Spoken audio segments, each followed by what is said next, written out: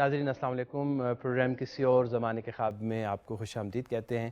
ہم نے جو سلسلے گفتگو ہے ہمارے آج کے اس پروگرام کا وہ مخصوص کیا ہے تصوف کے جو تصور ہے اس کے حوالے سے، اور یہ کہ ابتدائی اسلام میں ہم نے اس سے پہلے ویسے بات کی ہے، لیکن خاص طور پر جب ہم اسلام کی بات کرتے ہیں تو اسلام کے جو بنیادی مآخذ ہیں، جو سورسز ہیں، اس میں ظاہر ہے جو بنیادی ترین سورس ہے وہ قرآن مجید ہے۔ تو تصوف جو ہے قرآن مجید کے حوالے سے کیا ثابت ہے، نہیں ہے، اور جو لوگ تصوف کے اس نقطہ نظر سے اختلاف رکھتے ہیں ان کے دلائل کے ہیں، اگر وقت ملا تو اس پہ بھی بات کریں گے۔ ہمارے ساتھ موجود ہیں ظفر اللہ خان صاحب۔ خوش آمدید ظفر اللہ خان صاحب۔ تصوف کیا اسلام کے جو بیسک سورسز ہیں ان سے کہیں ثابت کیا جا سکتا ہے؟ بسم اللہ الرحمن الرحیم۔ یہ امت ہماری دو حصوں میں تقسیم ہے۔ اکثریت یہ کہتی ہے کہ اسلام کے اندر جو بڑی روایات ہیں ان میں سے ایک شاندار روایت تصوف کی ہے۔ اس کا نام آپ جو بھی لے لیں، احسان لے لیں، تزکیہ لے لیں، تصوف لے لیں، روحانیت لے لیں، عرفان لے لیں، تزکیہ نفس تزکیہ وغیرہ نفس وغیرہ۔ لے صحیح۔ لیں۔ کیونکہ ہم نے پہلے واضح کیا ہے کہ ہم اس پوری جو استاد طبع ہے انسان کی، جس کا اسلام و غیر اسلام سے بھی تعلق نہیں ہے، ہم اس کے معنی میں لے رہے ہیں۔ تو وہ ہمارے ہاں ایک اکثریت یہ ہے کہ جو اس طرف اس کو دیکھتی ہے۔ ہمارے یہاں اقلیت علماء کی ایسی بھی ہے جو کہتی ہے کہ نہیں، یہ لفظ ایلین ہے، یہ غیر مانوس ہے، خارجی لفظ ہے، قرآن بات میں نہیں ہے۔ پہلی تو میں عرض کروں کہ مجھے دونوں سے کوئی اختلاف نہیں، دونوں علمی روایتیں اور بڑی اچھی روایات، بالکل صحیح۔ دونوں میں بڑے ہمارے بزرگان دین شامل ہیں، علماء شامل ہیں، تو ہمارے لیے تو یہ بحث ہے نہیں۔ لیکن ہم چونکہ اس کو صوفیانہ روایت سے دیکھ رہے ہیں بالکل، اور ایک خاص پس منظر سے دیکھ رہے ہیں، اس لیے ہم اس کو اس طرح بیان فرمائیں گے۔ دیکھیے بہت ساری اصطلاحات ہیں جو قرآن مجید میں نہیں ہے، ہم نے ان کو بنایا ہے۔ ہم درس نظامی میں، مدارس میں ہمارے علماء جو چیزیں پڑھاتے ہیں، تفسیر پڑھاتے ہیں، یہ لفظ تفسیر بھی تو قرآن میں نہیں ہے، علوم تفسیر کا لفظ تو قرآن مجید میں نہیں ہے، لیکن یہ بالکل ٹھیک ہے، ایک علم ہے۔ نہیں کیوں ٹھیک ہے؟ آپ قرآن مجید اللہ کا متن ہے نا، ٹیکسٹ ہے مقدس، اس کو پڑھنا ہے نا، سمجھنا ہے، اس کی زبان دیکھنی ہے کہ نہیں دیکھنی، کہ مذکر آ گیا ہے، مؤنث آ گیا، کیا مطلب ہے، واحد آ گیا، جمع آ گیا، حکم کس کے لیے دیکھنا ہے نا، اس کی زبان سیکھنی ہے نا، اس کے لیے عربی زبان کے پرانے گرامر سیکھنی ہے، اس میں آپ نے تعبیر کے اصول سیکھنے ہیں نا، تو ایک علم بنا، ہمارے علماء نے بنایا نا۔ سیدنا علی لے لیں، ابن عباس لے لیں، امام جعفر صادق لے لیں، شروع ہوا، اور اس کے بعد ابن کثیر لے لیں، اور آج تک مولانا امین حسن اصلاحی اور طاقتہ اور قادری رحمۃ اللہ علیہ کیا کہتے ہیں، اور حضرت کیا نام ہے کراچی میں مفتی شفیع صاحب ابو اللہ مودودی، معاصر علماء موجود، یہ معارف تفسیر نمونہ ہمارے شیعہ دوستوں کا، یہ بڑی کتابیں ہیں ساری، یہ پورا علم ہے سیدنا ابن عباس سے لے کر آج تک علم تفسیر کا۔ ہم یہ تو نہیں کہہ سکتے کہ قرآن میں نہیں ہے یہ لفظ، بھائی یہ قرآن کے اندر روایت کے اندر رہتے ہوئے انہوں نے ایک علم بنا دیا، بالکل صحیح۔ تو یہ ہمارا ہی علم ہے نا، اس میں کیا ہمیں اس پہ پرابلم ہے؟ ایسے فقہ کہاں لفظ ہے فقہ قرآن مجید؟ اس طرح کا علم فقہ کو تو نہیں ہے نا جس طرح کہ ہم لے رہے ہیں، لیکن ہمارے اصول فقہ امام شافعی سے شروع ہوا، اور اس کے بعد امام ابو حنیفہ، امام اوزاعی، امام مالک، شافعی، اور اب ایک اسٹیبلشڈ بہت بڑا، بلکہ سادہ لفظوں میں مسلمانوں میں 4-5 بڑی روایتیں ہیں۔ تفسیر کی روایت، حدیث پاک کی روایت، اب دیکھیں کون ہے اس میں؟ عبداللہ ابن مبارک، وہب ابن منبع ابتداء میں، پھر کیا ہوا؟ امام بخاری، اسماعیل رحمۃ اللہ علیہ، امام مسلم، یا شیعوں دوستوں میں چلے جائیں تو علامہ باقر مجلسی، جو بھی سب نے اپنا ایک کام کیا نا، ایک روایت ہے ہماری، بہت بڑی روایت ہے، آپ اس پہ اعتراض کرتے ہیں، ہم بھی کرتے ہیں، حدیث پہ اعتراض کرتے ہیں، اس کا مطلب یہ تو نہیں کہ روایت ہی غلط ہے ہماری، اس کی غلطیاں ہو سکتی ہیں، اس کے اندر جو ہے وہ بہت ساری مباحث، کمال علم ہے، کمال کام کیا ہمارے لوگوں نے حدیث میں، فقہاء نے کمال، اسلام کا بہت بڑا جو کنٹریبیوشن انسانی تاریخ میں اس میں فقہ ہے، یار کام کیا نا ابو حنیفہ نے، سبحان اللہ، آنکھیں دیکھتے تو چندی آ جاتی ہے، خاص طور پر اگر آپ ماڈرن لاء کے پرسپیکٹو سے کمال جب اس کو لوگ تھے یار۔ اپروچ اچھا روایت بن کی فقہ کی، اب میں کہوں یار فقہ کی روایت اسلام میں نہیں ہے، کدھر نہیں ہے یار، ہے نا، ہماری روایت ہے، تصوف ہماری روایت اس طرح ہے جس طرح کی وہ روایتیں ہیں، تو اس طرح لفظوں میں جانا بھی نہیں چاہیے کہ یہ لفظ، لیکن اب آئیں ہاں کہ کیا قرآن جو مجید میں لوگ کہتے ہمیں ہیں کچھ ملتا ہے کہ اس حوالے تصوف احسان کا نام ہے، ہمارے تصوف کی الٹیمیٹ کیا ہے؟ اللہ کے ہاں کھڑا ہونا، حضوری، اللہ کے سامنے پریزنس میں ہونا، غیب جو ہے آپ کو نظر آ جائے، خدا نظر تو نہیں آتا نا، ایمان پہ نظر آتا ہے۔ ایمان عرفان کی اعلیٰ شان کیا ہے کہ اللہ کو اپنے قریب محسوس کریں، یہ احسان ہے نا۔ اللہ پاک نے ہر لمحے قرآن میں 20 دفعہ ارشاد فرمایا ہے کہ میں آپ کو حکم دیتا ہوں عدل کا اور احسان کا، یہی ہے نا، یہی احسان ہے ہمارے ہاں۔ اور یہ اگرچہ تو حدیث میں سوال جائے گا، لیکن میں ابھی واضح کر دوں میں کیوں احسان کو استعمال کر رہا ہوں۔ حدیث جبریل ہے جو بہت اہم حدیث ہے ہمارے ہاں، جس میں جبریل اسلام تشریف لاتے ہیں، اللہ کے نبی کے ساتھ بیٹھ کے بات ہوتی ہے، سوال جواب ہوتے ہیں، وہ لمبی حدیث ہے۔ تو آخر میں یہ سوال پیدا ہوتا ہے کہ مل احسان، احسان کیا ہے؟ تو حضرت جبریل بتاتے ہیں، وہ مطلب صحابہ کرام کو پڑھانے کے لیے ایک عمل تھا، وہ کبھی وقت ہوگا تو ہم اس تصویر کو بیان کریں گے۔ ضرور ضرور۔ حضرت جبریل فرماتے ہیں کہ احسان سے مراد یہ ہے کہ آپ اس طرح عبادت کر رہے ہوں جیسا کہ آپ اللہ کو دیکھ رہے ہیں، اور اگر آپ میں یہ استعداد نہیں ہے تو اس طرح آپ اللہ کی عبادت کریں کہ اللہ پاک آپ کو دیکھ رہے ہیں، یہ احسان ہے۔ ہمارے ایک صوفیاء کہتے ہیں کہ ہمارے نزدیک تصوف یہ ہے، آپ احسان کہہ لیں، خدا کے حضور میں رہنا۔ اور اگر اتنی ہمت نہیں ہے آپ کے اندر، کمزوری ہے، ابتدا ہے، تو پھر اس طرح رہو کہ خدا دیکھ رہا ہے آپ کو، شعور ہے، خدا کے شعور میں رہیں، حضور میں رہیں۔ اور اگر ظہور نہیں ہے آپ قابل، اس قابل، بہت اچھا۔ آپ پھر شعور میں رہیں کہ آپ کو وہ دیکھ رہا ہے۔ اب یہ ایک شعور آپ کی پوری زندگی کو فیشن کر دے گا، بنا دے گا۔ اب یہ اگر مفہوم ہے تصوف کا تو قرآن مجید میں 20 آگے چلے۔ مجھے قرآن پاک کی ویسے تو کمال آیات ہے، لیکن بات آیات عجیب ہے۔ قد افلح من زکاہا، وقد خواب من دساہا۔ وہ شخص اس دنیا کی اور آخرت کی دنیا کی کامیابی اور فلاح پا گیا جس نے اپنے آپ کو پاک کیا، اور وہ شخص ذلیل و خوار ہوا جس نے اپنے آپ کو ناپاک رکھا۔ یہ قرآن مجید نے اصول بیان فرما دیا۔ صوفی یہ کہتے ہیں کہ ہم اس آیت کی روشنی میں ہم اپنے آپ کو پاک کرنا چاہتے ہیں، تعلیمات مصطفیٰ کی روشنی میں، کسی اور کی روشنی میں نہیں۔ اور یہ طہارت جو ہے طہارت ظاہری کے علاوہ ایک کسی اور طہارت کی طرف اشارہ ہے۔ ظاہری بھی ہے، لباس بھی پاک ہونا چاہیے، ظاہر میں نماز بھی پڑھنا ہے، لیکن نماز پڑھتے ہوئے جو اللہ کو دیکھنا ہے نا، یا اپنی چیزوں میں سے ضروری سے زیادہ کسی کو دے دینا ہے، یہ اس سے آسان تو وہاں آئے گا نا۔ یا آپ کو مشکل آ گئی، اب آپ کیا سلوک کرتے ہیں اللہ کے ساتھ؟ شکایت کرتے ہیں یا اللہ کا شکر ادا کرتے ہیں؟ یہ کیف ہے نا آپ کا۔ آپ مر رہے ہیں، شہید ہو رہے ہیں، چھری پھر رہی ہے، آپ کو مارا جا رہا ہے، آپ کیا کہتے ہیں؟ ہائے مارا گیا، ہائے میرے بچے چھوٹے ہیں حسن حسین، یہ کہتے ہیں؟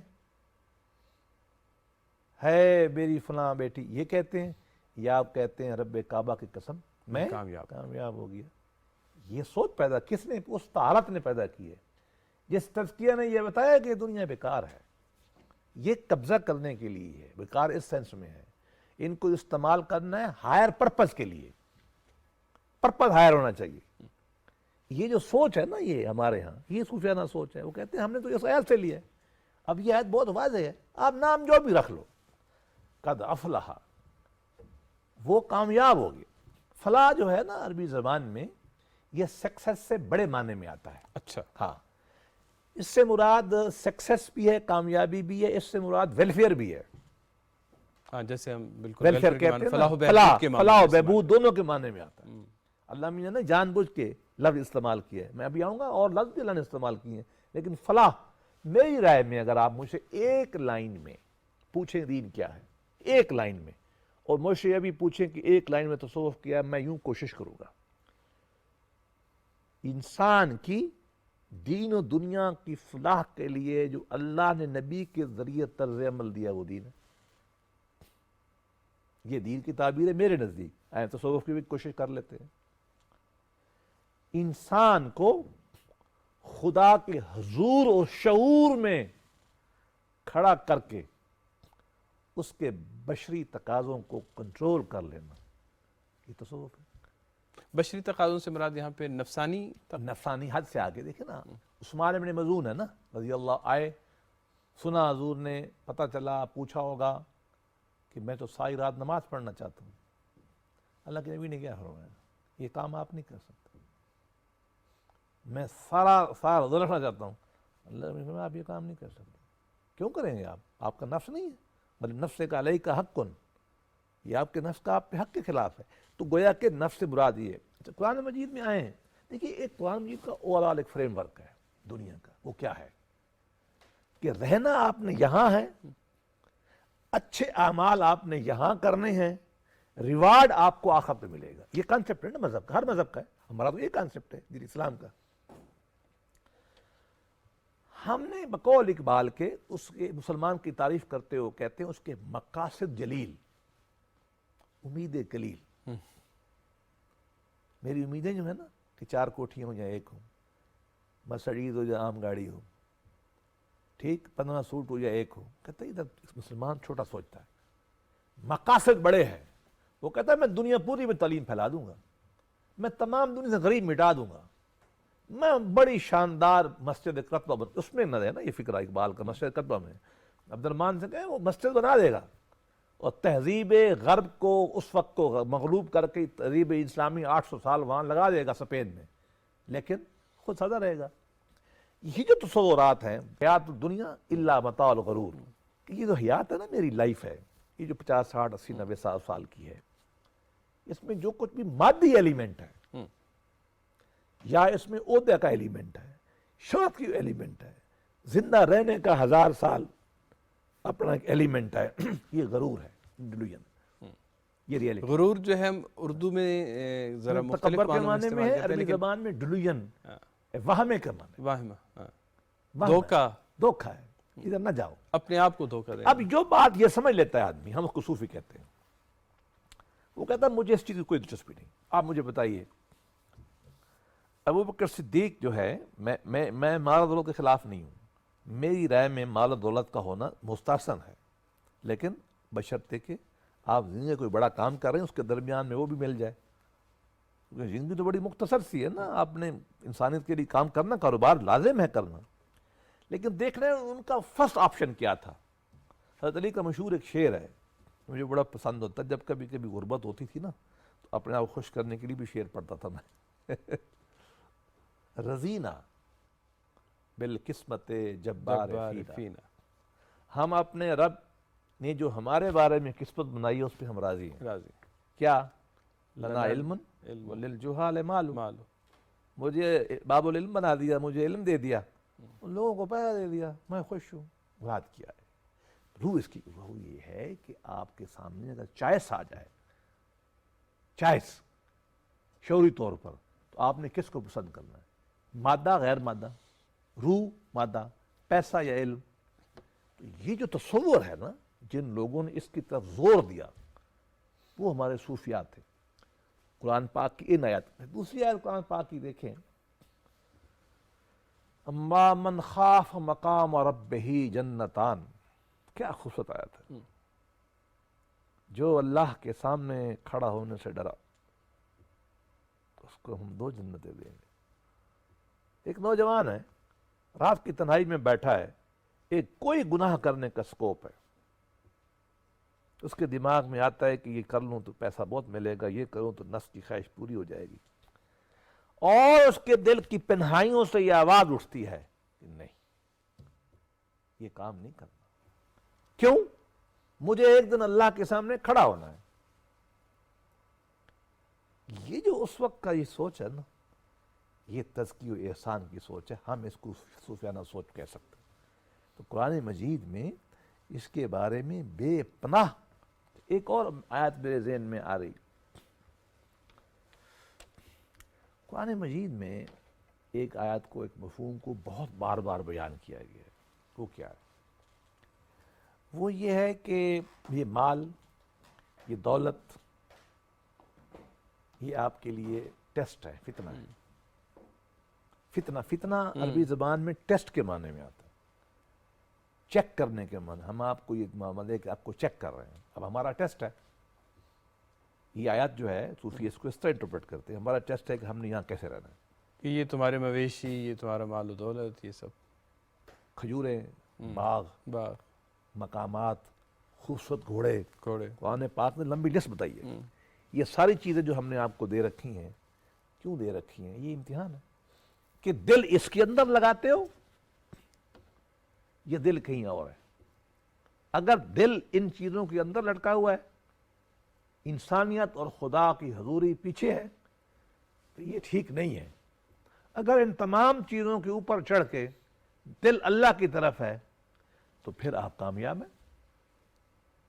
یہ جو تصور دینا ہے نا، اس روح کی طرف آپ کو ٹیون کرنا ہے.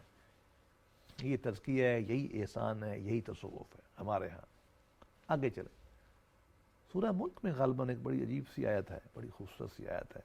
عجیب سے مراد میں عربی معنوں میں لے رہا ہوں، یہ اردو معنوں میں نہیں. عربی معنوں میں آپ کو پتہ ہے کہ ناول، عجیب جو ہے نا ہمارے یہاں ناول کے معنی میں لیا جاتا ہے، اہم خاص معنی میں. اردو میں تھوڑا اور معنی ہے، جو تعجب، جو آپ کو متعجب کرتے، حیران کرتے. ہاں، کہ ہم نے زندگی اور موت، ترجمہ ہے، اس لیے بنائی، ہم یہ جاننا چاہتے ہیں، لے یبلوکم ایکم ایکم احسن عملا. اصل یبلوکم کیا ہوتا ہے؟ گاؤں میں خواتین ایک نا وہ کھینچتی ہیں اور دودھ میں نا مدھانی ڈال کے نا ہلاتی ہیں. دودھ ہوتا ہے نا، اس کو ایسے مارتی ہے نا وہ، تو مکھن الگ ہو جاتا ہے اور وہ لسی الگ ہو جاتی ہے. اس عمل کو عربی میں یبلو کہتے ہیں. اچھا. ہاں، مراد کیا ہے کہ ہم تمہیں ایسا کھڑکائیں گے، تم پہ مشکلات ڈالیں گے، تمہارا ابتلا کریں گے، اور پھر ہم تمہیں دیکھیں گے کہ تم چیختے ہو، روتے ہو، یا اللہ کا شکر ادا کرتے ہو. پھر ہم تمہیں مال دے کے بھی دیکھیں گے کہ تم کیا کرتے ہو. رابعہ، میں اس کو ذرا وضاحت کر دوں، صوفی کیسے دیکھتے ہیں. بی بی رابعہ بصری کے سامنے ایک آدمی آیا، 30 سال کا خوبصورت جوان تھا، سر پہ پٹی باندھی ہوئی، کہتے ہیں اماں جی دم کرو، دعا کرو، بہت درد ہے. آپ نے فرمایا بیٹا کتنی عمر ہے؟ کہتا ہے اماں جی 30 سال. آپ نے پوچھا بیٹا زندگی میں کبھی بیمار ہوئے ہو؟ کہتے ہیں نہیں، پہلی دفعہ بیمار ہوں. سنیں اب ذرا. وہ کہتی ہے اماں جی، تو صوفیوں کی امام ہے نا، عشق اللہ کے ہاں عشق کا جو تصوف ہے اس کی امام ہے، حسن بصری کی شاگرد، دوست، تعلق دار، آپ کو پتہ ہی ہے. وہ ارلی پیریڈ کی ہے نا، ابتدائی امام ہے ہماری. کیا عجیب لوگ تھے یار، کبھی وقت آئے گا تو بتائیں گے. یہ اتنے پاک صاف لوگ تھے کہ ہماری نگاہیں ان کو دیکھ نہیں سکتی، ہماری نگاہیں دیکھ نہیں سکتی، اتنے پاک صاف لوگ. کہتی ہے نوجوان 30 سال خدا نے تمہیں صحت دی اور آپ مجھے بتا رہے ہو کہ میں پہلے کبھی بیمار نہیں ہوا. آج ایک دفعہ خدا نے تمہیں بیمار کر دیا. 30 سال تو تم نے صحت کی، شکر کی پٹی سر پہ نہیں باندھی، آج شکایت کی پٹی باندھ کے آ گئے ہو. یہ ایک سوچ ہے، یہ عالمانہ سوچ نہیں ہے. اور اللہ کی دی ہوئی شکایت بڑے کے ساتھ ذکر کر کے علاج کروانا بھی ناجائز نہیں ہے. اس نے جو نوجوان نے کام کیا وہ غلط بھی نہیں کیا، لیکن مراد ٹھیک ہے انہوں نے دعا کی ہوگی، الحمد شریف بتایا ہوگا جو سنت میں ہے، لیکن رخ پھیرنا تھا نا کہ بھائی شکر بھی تو دیکھو، اس نے آپ کو اتنی بڑی صحت دی ہے. لے جبلوا کم کا مفہوم سمجھا رہے تھے. یہ دیکھنا، یہ اصل میں تو تمہیں ٹیسٹ کرنا مقصود تھا کہ تم کیا کرتے ہو. یہ قرآن پاک ہے. تو یہ جو قرآن پاک کا یہ جو پہلو ہے نا اس طرح کا، ہمارے صوفیاء یہ کہتے ہیں جن کو ہم سمجھتے ہیں کہ یہ علماء صحیح ہیں، یا جو جس کو روایت کو میں فالو کرتا ہوں، ہم سمجھتے ہیں کہ ہمارے ان علماء نے، صحابہ کرام نے قرآن پاک کی ان آیات سے جو ایک نظام بنایا، فکر کا، سوچتا و تصور کرایا. قرآن پاک کی جو قرآن کی جو قانونی پہلو ہیں، حدود ہے، تعزیرات ہیں، ان سے جو لوگوں نے علم ڈیولپ کیا وہ فقہ، اصول فقہ کلایا. بالکل صحیح. اور نبی پاک نے جو قرآن پاک کی عملاً تشریح کی، زبان مبارک سے تشریح کی، وہ سنت ہوئی، اور اپنے سکوت سے یا جو بھی اس سے کی، تو وہ حدیث کا علم بن گیا. تو ہماری رائے میں یہ ان چیزوں کو اس وقت کھلے معنی میں لینا چاہیے اور ہماری اپنی روایت کے طور پہ قبول کرنا چاہیے. چلیں بہت بہت شکریہ ظفر خان صاحب. انشاءاللہ اگلے پروگرام میں مزید اس حوالے سے بات کریں گے. ناظرین ہمارا یہ جو سلسلہ گفتگو ہے فی الحال یہاں پہ رکے گا، لیکن ہم آئندہ آنے والے پروگرامز میں تصوف کو اسلامی روایت کے اندر رہتے ہوئے اس کے جو ہمارے اسلام کے مآخذ ہیں ان میں مزید جو ہے اس کو کھول کر سمجھنے کی کوشش کریں گے. فی الحال اجازت دیجیے. خدا حافظ.